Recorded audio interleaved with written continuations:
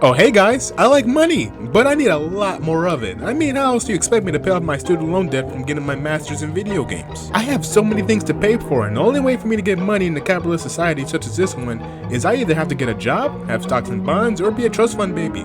But my parents don't care about me. I couldn't be a trust fund baby. Plus, I'm too lazy to get a job, and I lost all my money betting on Wheel of Fortune. However, after months of planning, I've come up with a great idea. I can just bring back people from the dead, and it makes sense. I paid money to see my Aunt Janice again. Well, I'm on my way to the local cemetery, and it's closed. Remakes. We've all had those games before that we played that was super underrated and was never heard of again.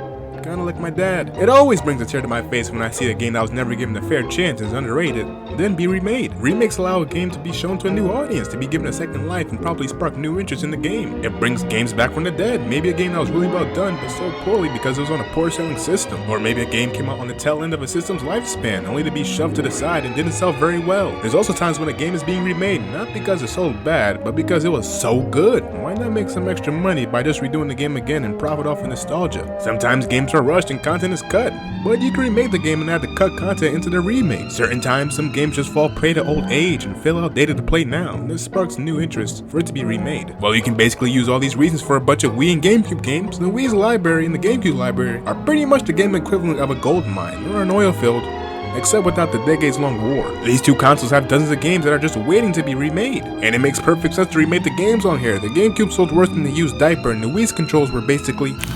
We're living in an era where anything can be remade for some of that good old nostalgia and that sweet, sweet cash. I mean, we all have a game that we'd want to be remastered, and we would sell our grandmas for it. So this list mostly comprises of games that I have of interest in, and I've played before. So some obscure Japanese game that sold 3 copies and was only available to purchase after you located the Bermuda Triangle, it probably won't be on here. Neither is F-Zero.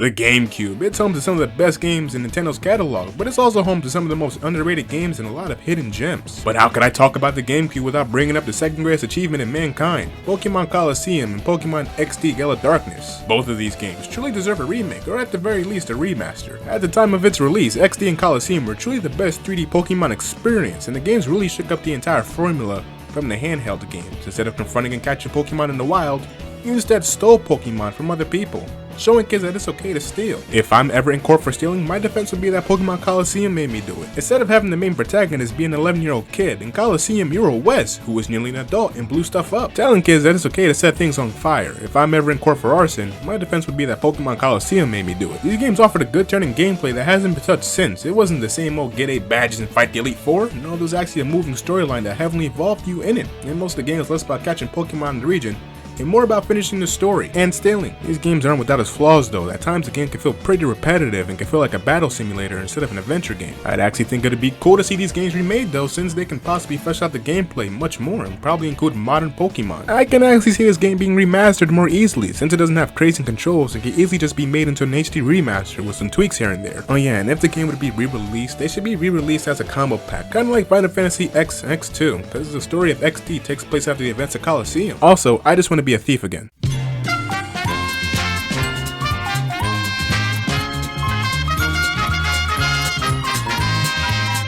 Did you know that there's only 2 things that I love in this world? Our 34th president and Mario Strikers Charged. I absolutely love Mario Strikers Charged and would be willing to give up my social security number for a sequel. In my opinion, this game is easily the best Mario sports game ever and has tons of replay value. At the time of its release, Mario Strikers Charged took the Mario sports genre to another level. It introduced online play with killer character animations, music, and gameplay, and while a lot of people may prefer the GameCube original, I think the sequel takes the game up a notch and introduces new mechanics to give it a more arcadey feel. A remaster could definitely make the game look much better, as my main issue with the game is that it looks pretty muddy and dark, which I know is for aesthetic purposes, but I think the game could use some better lighting. I think the overall graphical style should stay though, and it's probably the best part of the game. Seeing these characters look edgy and mature as ever is pretty funny, but it also just fits the game perfectly. The game's online multiplayer could also be fixed, since it was on the Wii, and online play on the Wii in 2008 was the equivalent of using AOL. But it's a really sick game that pretty much deserves a second chance. I can see the game being remade and add new characters, different stages, better online play, and a couple new modes to spruce things up a bit. Maybe even a career mode like other professional sports games that can definitely make things all around fun. But a remake is definitely needed for this game. If not, here's my social security number, 79845.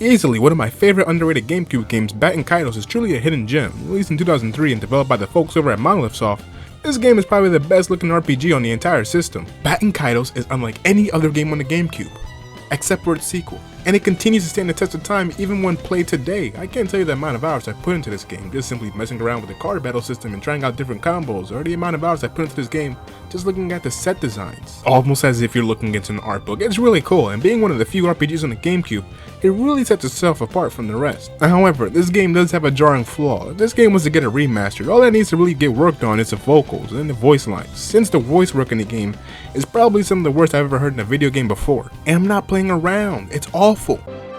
If I'm lucky, huh? I guess I don't have a choice. Let's get this over with. I'll be in my hideout. If you find the web, take it there.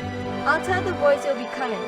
Well, good luck, man. But a simple HD remix with fixed voice lines would do wonders for a game like this, especially when considering the game so pretty poorly its first time around. It would reintroduce the game to an entirely new audience.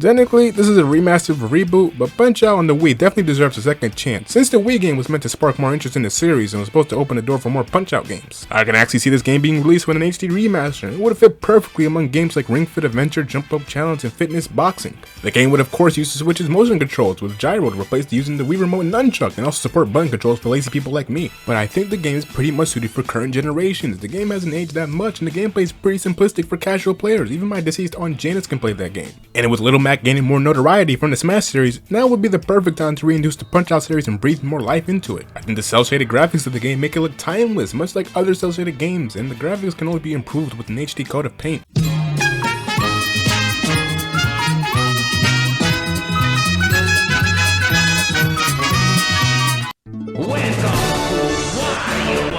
Probably one of the weirdest games to be developed by Nintendo is Wario World. Looking at the game, it's pretty weird since Nintendo pretty much acts like it never existed, with it being a one-off shoot with no follow-up. This game barely gets brought up by Nintendo. It's looked at more of a footnote in the GameCube's library, which is unfortunate since Nintendo barely acknowledges the Wario Land series itself. But Wario World to me represents the days of Nintendo's past, back when Nintendo would be a bit more daring with their game concepts, as I feel nowadays, Nintendo plays it a bit safe with their IPs. Everything from the music all the way down to the control and feel of the game, and the actions you can do with Wario, the gameplay is much different than your typical Mario game. It's a pretty weird one, and it's really trippy, from the level design down to the way the bosses look. It's basically what would happen if the Wario Land series was fully realized in 3D, and the fact that Nintendo managed to capture the zaniness of the series speaks volumes to how good the game is. And I'm pretty much ready to give up my kidneys for this game. Wario World is certainly unlike any other Nintendo platforming series like Yoshi, Kirby, Mario, and Donkey Kong. It feels pretty bizarre to play. It's almost like a fan game, or any other 3D platformers from the early 2000s, and I mean that in a very good way. I can see the game being given an HD remaster, and it's definitely aged better than most games on the GameCube, but I'd prefer a remake since the original game is shorter than my last relationship with my non-existent girlfriend, and adding new levels to the game would definitely pad it out. I mean, you could put a hot pocket in the microwave, and by the time it's done cooking, the game is over. But with looking at how Nintendo barely acknowledges the GameCube games now, I think a simple HD port would suffice.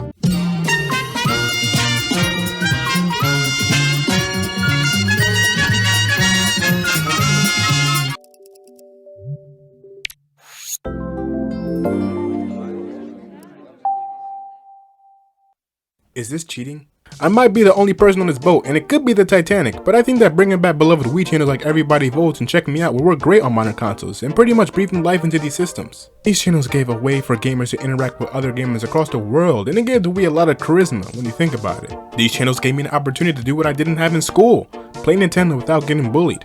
Everybody Votes channel gave users the ability to participate in polls with simple questions, and it's sad to say, but Nintendo is saving our democracy one step at a time. While Check Me Out was a pretty good time waster, players could share their Mii characters across the world and put them into different contests. And the Wii's internet wasn't the greatest, but these channels worked really well with the Wii's infrastructure, and with the Switch missing these integrative system and these community-based games, I think it would be a pretty good fit. The Switch already has a Mii creator present on the system, but you really can't do that much with it outside of using them in certain games and making them your profile picture. It also feels pretty awkward doing it with the lack of music playing in the background, and I think with the Switch having this system, it would give it more life and more character and give it something to do while waiting for our colonoscopy results. With the Switch being one of Nintendo's best-selling consoles, I think these channels will be super successful and active.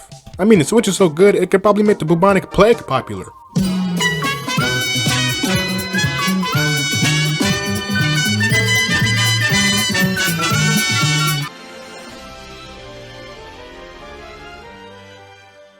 Paper Mario: The Thousand Year Door just has to be remastered. I mean, just look at how much it's going for on eBay. Do I have to give away my social security number again? With this game being stuck on the GameCube and not even available on any other Nintendo platform, this game is just stuck in purgatory.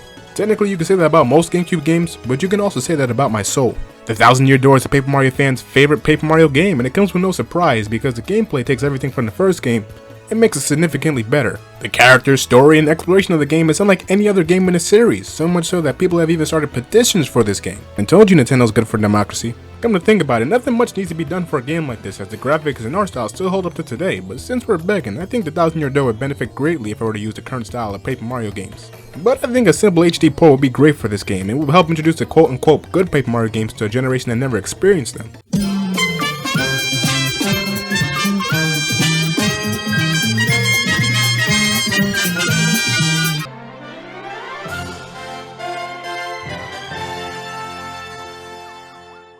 Super Mario Galaxy 2, to a lot of people that have self-esteem, is the best Mario Galaxy game in the series of Mario Galaxy games, and I personally think that it's a much more tighter experience than the first. If I could marry a game, I'd probably marry this one, and then have an affair with Baten Kaitos. It's kinda funny to see that whenever Nintendo talks about the history of Mario games, they tend to gloss over this game specifically. I mean, just look at this tribute video posted by Nintendo. They went straight from 2009, skipped 2010, and went to 2011, completely ignored Mario Galaxy 2 that released in 2010.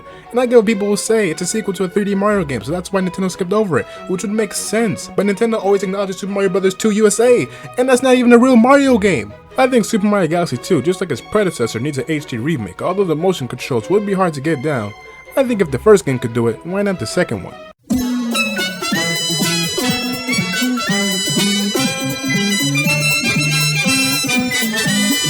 And have you really lived if you haven't played Sin and Punishment's Dark Successor? No. Released here in North America in 2009, Sin and Punishment 2 serves as the sequel to Sin and Punishment on N64. It was an on-rail shooter that used the Wii's motion controls and the pointer functionality of the Wiimote, and it worked so well. I think the entire game would look 100 times better if it were remade. I'm not a stickler for graphics, but with the limitations of the Wii hardware, the game looks pretty rough at times. I think if the game were to be remade from the ground up, a lot of the set pieces would look way better. The game looked like it suffers glaucoma at times, and I can only imagine what the game would look like if it was fully realized in HD.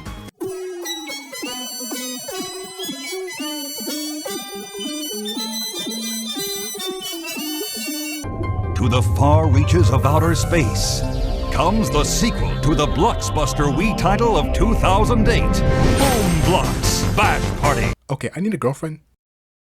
Well, that about covers it for now, but unfortunately, I have an arrest warrant for trespassing at the cemetery and giving out my social security number. Dang it!